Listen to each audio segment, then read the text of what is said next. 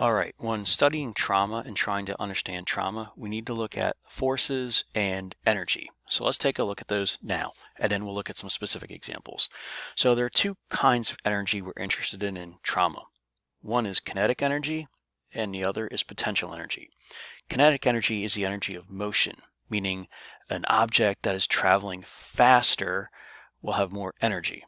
Potential energy is stored energy. So an example of that would be you have a higher potential energy the higher you are up on the ladder. Kinetic energy is calculated as 1/2 mv squared, whereas the m represents the mass in kilograms, so the mass of the patient or the mass of whatever it is that we're measuring energy-wise. V is velocity. It's basically speed, okay, and that's measured in meters per second. The abbreviation we use for kinetic energy is K sub E. Potential energy, we use P sub E, and the equation for that is mgh, where m is the mass in kilograms, g is acceleration due to gravity measured in meters per second squared, and we usually use roughly 10 meters per second squared, and h is the height above the ground in meters that the object is falling.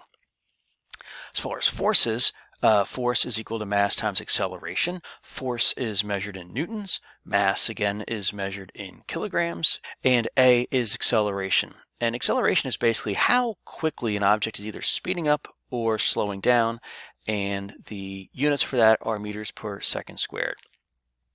If we take a look at acceleration, the definition of acceleration is change in velocity over change in time.